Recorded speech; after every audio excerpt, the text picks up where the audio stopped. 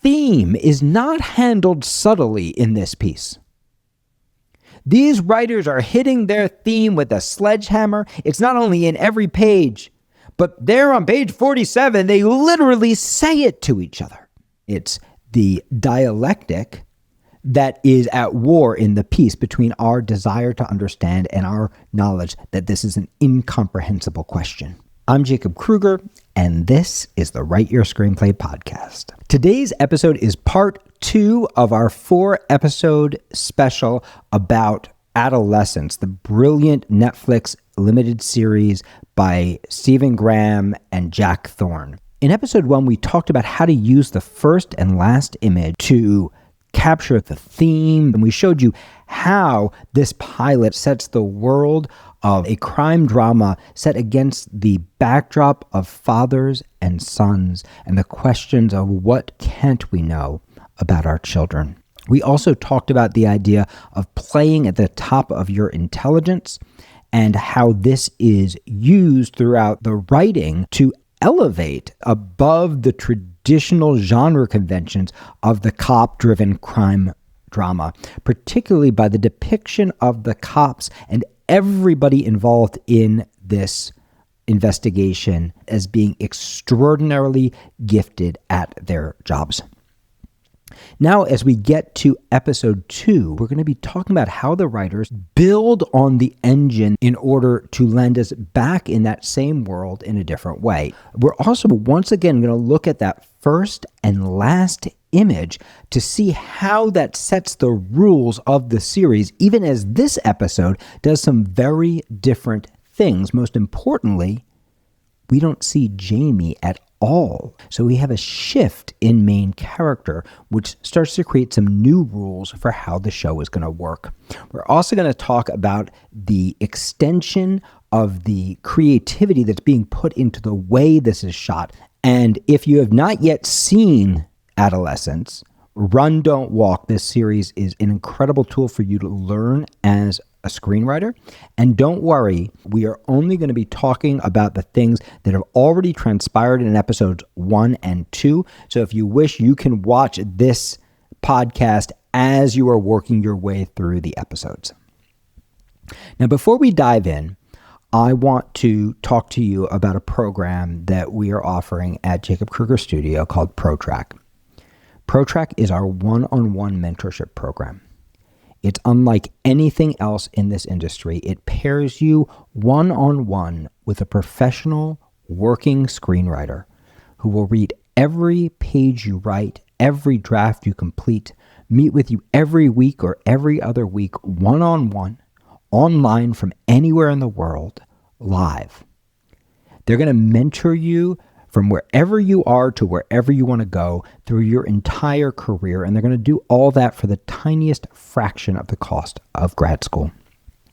This is an extraordinary program, and it's designed to fit your budget, your needs, and your goals. So if you want to talk to us about it and find out if we have the right mentor for you, you can, with no obligation, talk to our admissions director, James Couts, who's going to talk to you about your goals, your dreams, the obstacles you're facing in your writing, where you need to grow, how you learn best, and make sure you get paired with the perfect mentor for you.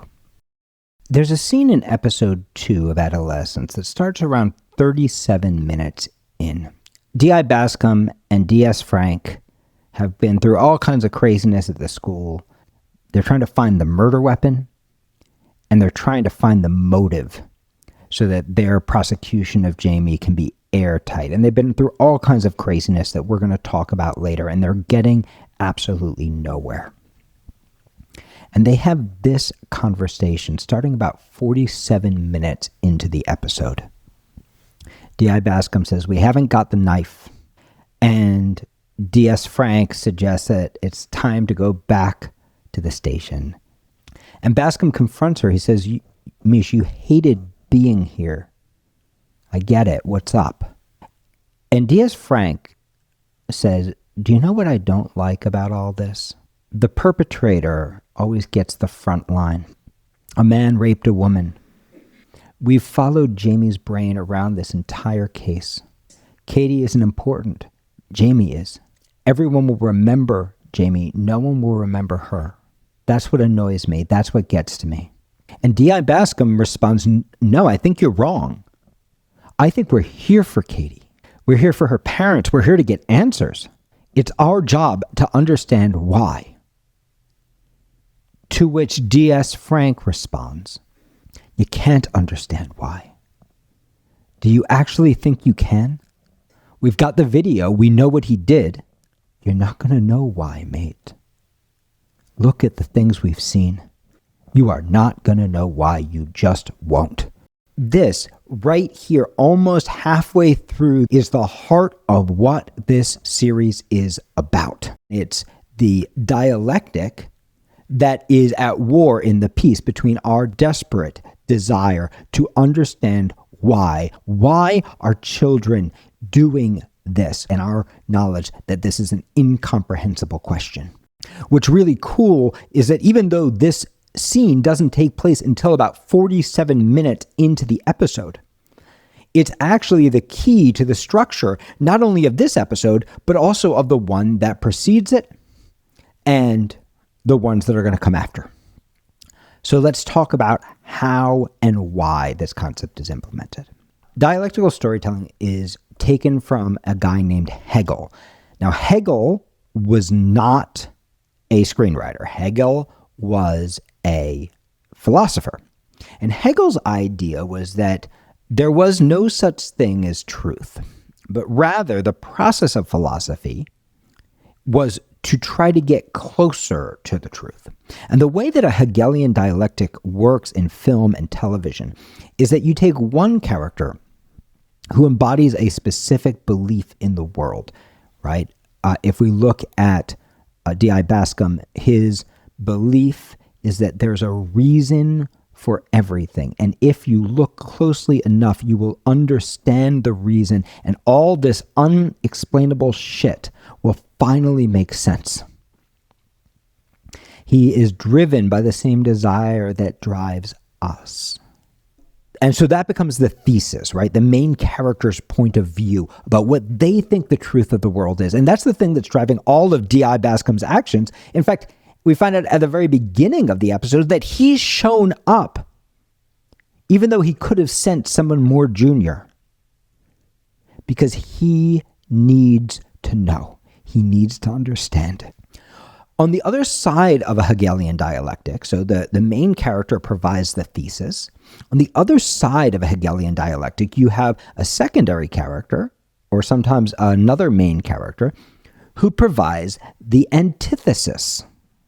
The antithesis is a conflicting belief about the world that cannot possibly be true if the thesis is true. The interesting thing about a thesis and an antithesis is that they're mutually exclusive, right? So thesis, D.I. Bascom, who's been, for the most part, the main character in episodes 1 and now in episode 2, is propelling forward the thesis.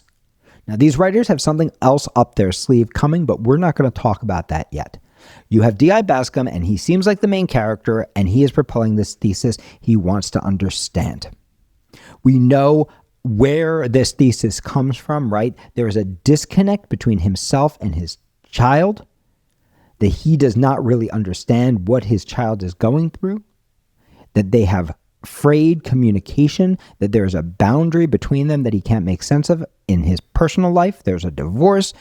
Things are not good between him and his son. And there is an obsession with his job, which is driven by that desire to understand the ununderstandable. The belief that if you look closely enough, all these pieces come into shape and you will understand why. And then the antithesis, the mutually exclusive but also true belief about the world, right? And this is what's important. When you're building a Hegelian dialectical structure, the two ideas need to be at war with each other. And the war needs to be a fair war, right? You want to give the antithesis, especially if it's the antithesis to what you believe as a writer. You want to give the antithesis equal weight. In fact, sometimes you want to give it even more weight. You don't want to stack the cards in your own favor because then you're going to have a much less interesting journey for your characters. Rather, you want to use the antithesis to chip holes in the thesis, even as you use the thesis to chip holes in the antithesis. So here's the antithesis that we get through D.I. Bascom's partner, D.S. Frank. And here it is. The antithesis, which we just heard. It's all about the killer. Nobody cares about the girl. All of our work is meaningless because all of our work is focused on the wrong person. We're looking at the perpetrator, not the victim. And not only that, no matter how close you look, you're never going to understand why. You might understand what, you might understand how, but you're never going to understand why the world fundamentally does not make sense. Now, what's really cool is these two ideas are dramatized in the structure of the episode. They are at war throughout the structure of the episode, and they're going to continue to be at war for the last two episodes of this series, even though there are some shifts coming up that we do not see coming yet. We talk a lot about the concept of engine in TV, the idea that our job as TV writers is to create something that feels the same but also different. So let's start by talking about some of the ways that the engine is replicated in episode 2. Episode 1 begins at the beginning of a sting operation with D.I. Bascom on the phone listening to a message from his son. In that episode, he chooses not to respond to his son, not to deal with the message, to leave it for his ex-wife to deal with. In Adolescence episode 2, we once again begin with D.I. Bascom on the phone with his son Adam. This time they are standing outside of a display of flowers that have been left for Katie, the victim. And he calls his son, and this time it's D.I. Bascom leaving a voicemail on Adam's phone, saying, I'm going to be at your school today, and I may have to come into your classroom. This is interesting, right? Because we start to realize that maybe his son doesn't want him there, that maybe this relationship is even more fraught than we realize. And we start to understand that in pursuit of his need for truth, D.I. Bascom is potentially violating some of his son's boundaries, or certainly his comfort zone, and that he doesn't have to, because we're very quickly going to find out that D.I. Bascom does not need to be here, that he could just as easily have sent a junior officer. They've already got the video, but he has chosen to come do this himself. And we're going to watch him and D.S. Frank blunder their way through this school, trying to get answers from some kids and totally failing to do so, when really the answer is literally right in front of their eyes. Now, there's a really interesting choice made. Even as D.I. Bascom and D.S. Frank fail to get any answers whatsoever out of these kids at school, they are still playing at the very top of their intelligence, and they are still exhibiting total professionalism. But they can't seem to get these kids to help them. They can't seem to get any answers. They can't seem to put the pieces together in any meaningful way. In contrast, the teachers at the school are a total disaster. From Mr. Malik, who is showing up late and just showing movies to his kids, who, when asked a question about Jamie, whose favorite subject was history, which was what Mr. Malik was teaching, Mr. Malik basically goes, I don't know him. These kids are impossible. So we have a totally overwhelmed teacher who's barely even trying, who's a total disaster of a human being. But even the competent teachers are spending most of their time shouting at the kids. And the kids seem totally out of control. And not only are they totally out of control, there is bullying happening everywhere. Again, using this kind of roving one-shot camera, right, where we're never cutting, we see Adam, D.I. Bascom's son, that he's getting bullied, right? Something his father is not aware of in any way. And we start to put together the pieces of why this kid doesn't want his dad coming to his school. Doesn't want his dad to see. Of why he was calling out sick at the very beginning, right? We're starting to see the why, even though D.I. Bascom does not. He just knows this kid is estranged from him, barely speaks to him. So we have this pervasive bullying happening. We have teachers who seem out of control and overwhelmed and under-resourced and undertrained. Even the ones who seem relatively competent seem undertrained, right? And even Malik is playing at the top of his intelligence. He's just not a person who should be in this role.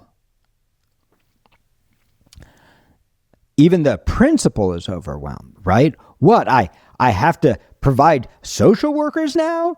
What, I have to provide metal detectors now? Like, what is my job? Am I a security guard? Am I a teacher? Am I a social worker? What is my job, right? So we have this completely overwhelmed school system, right?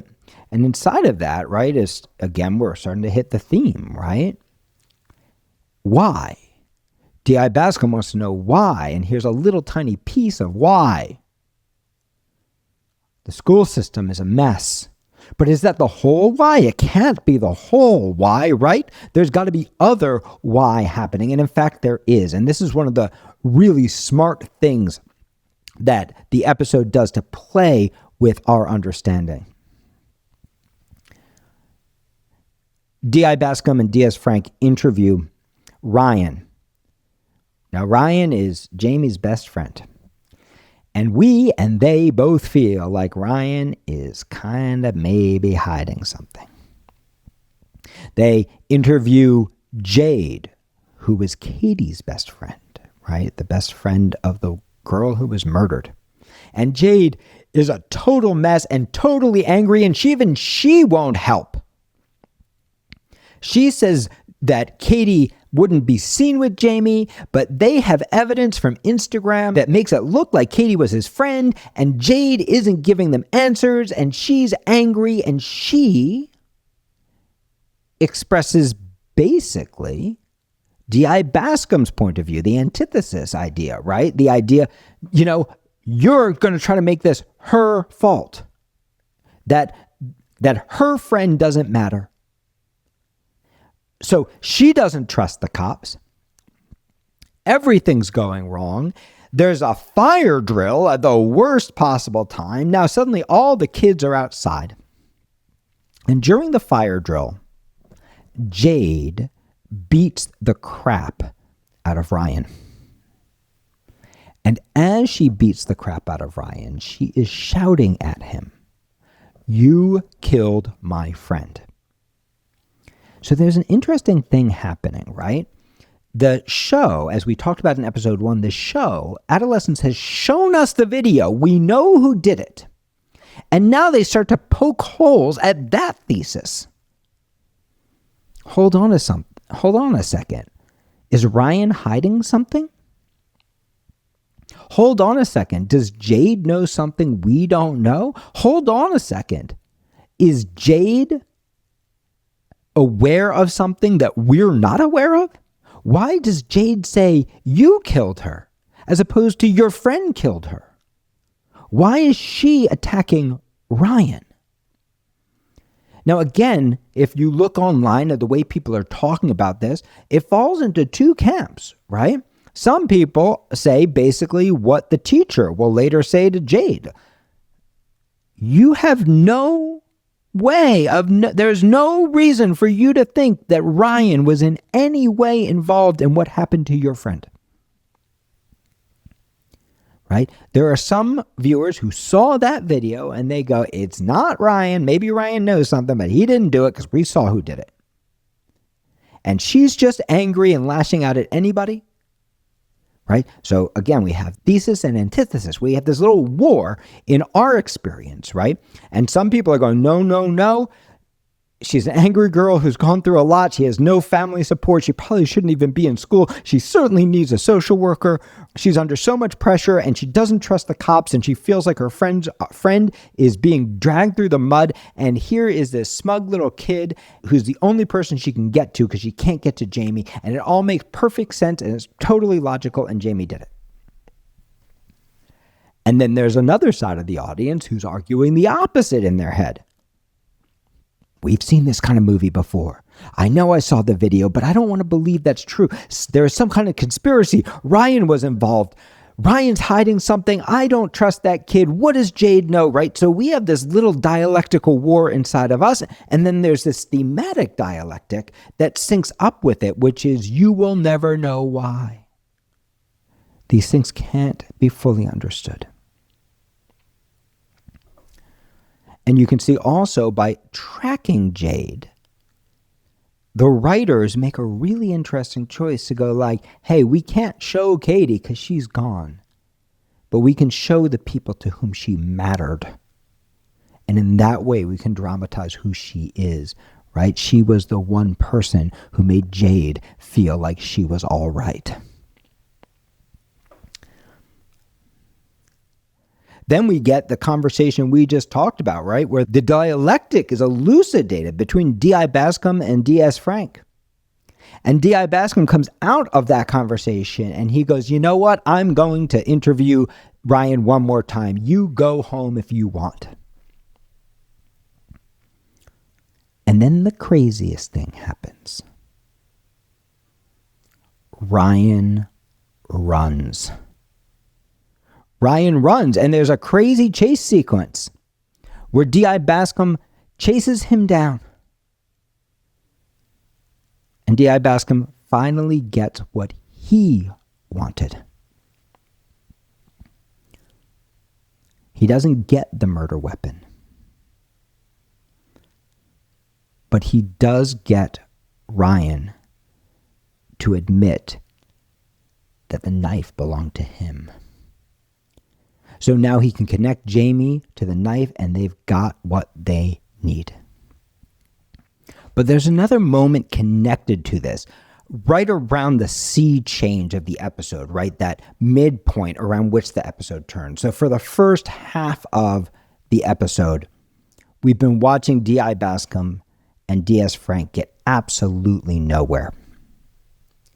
And then halfway through the episode, everything shifts. See, D.I. Bascom and D.S. Frank, they're pretty sure that Katie was Jamie's friend. So they're trying to track what must have happened in the relationship. They have these Instagram posts, and her responses seem to be friendly. And Adam seeks out his dad. And suddenly everything shifts because Adam reveals what's really going on to his father. That there's a whole level of code that the kids speak that the adults don't. That every different color heart, every emoji has a meaning. And that all these symbols that have looked like hearts and likes are actually Katie bullying Jamie. Katie telling him and all of his friends and all of her friends that he's an involuntary celibate, right? That he is never going to have sex, that he is not desirable to women and never will be, and that every heart that he's received is just another knife in his back, right? Saying, yes, we agree. Right? And so suddenly we have motive. And D.I. Bascom is forced to totally shift his understanding of what was happening. And you can see this sea change moment is again on theme. He didn't think that his son could help him. He thought his son must have a problem. He didn't understand the language that was right in front of his face. He didn't understand the clues that we've been seeing throughout the entire episode that this school is rife with bullying. And just as he still fails to put together that his own son is being bullied, he also fails to put together that maybe Jamie was getting bullied as well. So we have this other element of maybe that's why. And we start to think, hey, I get this, right? We don't have the knife yet. We're going to get the knife later when Ryan runs. But we start to go, oh, I get it. He was being bullied. That's his motivation, right? So we're starting to understand why. We have a school that's badly run, that's full with bullying. And we're starting to go, oh, Jamie was getting bullied and that's his motivation. And we're starting to go, I think I know why. But then we're going to build to the scene that we started with, where D.S. Frank is going to tell Bascom and also us, no, this dialectic is not complete. No, your side hasn't won yet. You're not going to know why, buddy. Where she starts to poke holes in his belief, right? Then everything gets complicated when Ryan runs. And then it seems like everything is simplified. He's got the knife. Not the physical knife. We don't know where that is. But he knows that Jamie had access to the knife because it belonged to Ryan. He's got Ryan charged as well. He's got the motive, right? He's got everything he needs. But if we're watching really closely, we're also going to be asking a little question, the question raised by D.S. Frank. Because once again, where are the eyes? The eyes are on the perpetrators. They interview Ryan again, but they don't try to meet with Jade again. Now, again, for some people in the audience, some people on one side of the dialectic, right, are going, yeah, they don't need to talk to Jade again. She's angry. We already heard from her teacher that there's no reason for us to believe that she knows anything specific.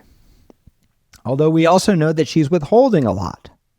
And we've seen this kind of movie, right? So the other side of the dialectic, the other side of the audience is going, whoa, whoa, whoa, are you sure Jade doesn't know something? Are you sure they're not missing something? Is this all tied up too neat, right? And the writers throughout this are playing with our genre expectations, right? That in these kinds of shows, there are always these twists and everything's a conspiracy, right? There's always something that we're missing. It's a mystery, right? Where is the red herring, right?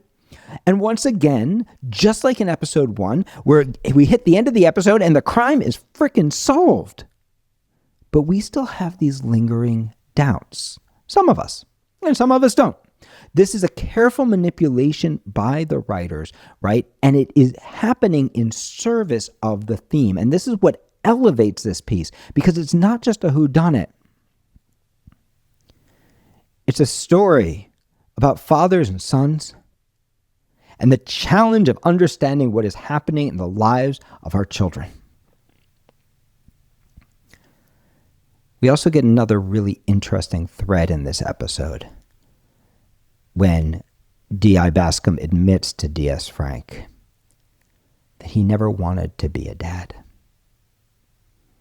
Beyond that he doesn't feel like he's well suited as a father for Adam. And D.S. Frank responds that she knows he could be, which leads us to the end of the episode, when D.S. Frank reaches out to his son and breaks through his son's resistance, his son's defensiveness, and his son's anger towards him, and convinces the kid to join him for some chips. And this is a really beautiful moment of healing between a father and son who still don't understand each other. D.I. Bascom still doesn't really understand what's happening to his own kid in school. Even after witnessing all of this, he doesn't really fully understand his son's why. But even not understanding, something beautiful has happened. He's connected with the person that really matters to him. He's taken his focus off of his work and understanding the why of the crime. And he's put it on not the victim, Katie, but on another victim, his son. He's put the attention in a different place, right? So you can see how the writers are playing with this really complicated dialectics, this really complicated storytelling, right? And we're starting to picture ourselves that we're seeing what this story is going to be, right? We're going to watch D.I. Bascom, and we're going to watch the relationship with his son develop, and we're going to watch him understand why. At least that's what we think we're going to watch, and we'll talk about what actually happens. But these are the expectations being set up. And here, at the halfway point of the show, we have this moment of healing between father and son, even though the whys are still obscured for both of them. But this is not where the episode ends. An interesting thing has happened throughout episode 2. Jamie has stayed alive, even though he's not present in the episode, because he's kept alive through his friends, through the school, through the investigation. He is still on our mind as a character, and we are wrestling with his journey. But there's another major character who has suddenly completely dropped off the screen. Eddie, Jamie's father. If we look back at episode 1 and the engine of that episode, Eddie is a huge part of that structure. So are his wife and his daughter. But really, Eddie, right? He is the focus, the dad having to deal, just like D.I. Bascom, right? Having to deal with the fact that he doesn't fully know his son. This man who so believes that he sees the truth, the why, recognizing that he doesn't understand anything. We have this incredible shot, and I don't think I've ever seen, I've seen a lot of oneers. The Bear has a beautiful oneer. There are so many, there are not a lot of these, but I've seen some beautiful oneers, but I've never seen this done before, where somehow they managed to pull us up into a crane shot without ever cutting. And we are craning above the school, and we are hearing this beautiful, painful song. And we're pulling up above the parking lot where we see this police tape and this place where offerings are being made in honor of Katie. You can see there's D.S. Frank's question about where should our focus be, being dramatized in the action. And we see somebody lay down some flowers, and we realize that it's Eddie, right? And so even though he's been missing for the entire episode, bang, there's our other main character again, coming back into focus. We understand this is his next step. And he's carrying the torch of D.S. Frank's idea, right? That we have to remember the victim too. And this is the perpetrator's father trying to do one little thing to honor the life that his son has taken, right? This is another step in his journey to making sense of what has happened. So this is a really important idea when it comes to engine, right? We have tremendous flexibility with our engine. It doesn't have to be a show like Dead to Me or 30 Rock, right? That works like a machine. We have flexibility with our engine, but the show needs to feel the same, even if it's different. And in general, we need to find ways to keep our main characters alive in most episodes. At least generally, although this show plays some games that we're not used to seeing. In general, we need to find ways to keep our main characters alive. Even if we're taking liberties that seem to break the engine, we want to find a way to reset it. In this case, the episode begins and ends with dads. We're framed by a story between D.I. Bascom and his son, and then we get this little coda where we remember that it's also about Eddie and his. We get the same game happening throughout the episode of, we kind of know he did it, but do we know he did it? We kind of know he did it, but do we know he did it? And we have the same question being asked throughout the episode, the why, the why, the why. In a lot of ways, this episode is constructed like episode 3 of The Last of Us, if you want to go back to listen to my podcast on that, where we take this break from Ellie and Joel, and suddenly we are in the past watching this beautiful love story, right? Watching a different kind of story, only to catch up at the very end with the main thrust of the engine of this series. You can see they're playing the exact same game. And when we get to episode 3, we're going to get to see them play that on an even higher level as they start to do some really unexpected things with engine. So, how do you use this? Not every story is a dialectic, but dialectical storytelling is an incredible way at looking at our own ideas and trying to make a deeper sense of our own truth.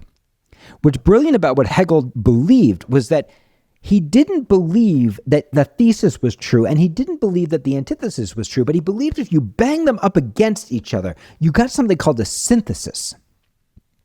And here's what's really interesting. He didn't believe the synthesis was true either. In this case, what is a synthesis? The synthesis is D.I. Bascom doesn't ever fully get Katie, but he gets a little bit more about his son. He gets a little bit more about the why of what happened with Jamie, and he gets a little bit more about his son. The synthesis is that Eddie's choice to lay those flowers in tribute to Katie suggests that maybe D.S. Frank isn't totally right, even as we can see that neither Bascom nor Eddie really understand the whys, not only of Jamie, but even of Adam. That there is still this layer of obscurity between what we can see and what we can understand. So there's the synthesis, right? The synthesis is neither the thesis nor the antithesis, but rather the closest we can get to the truth, having seen those two, having let them duke it out with everything they've got. But here's what's really cool. The synthesis is not the truth. The synthesis then becomes the new thesis.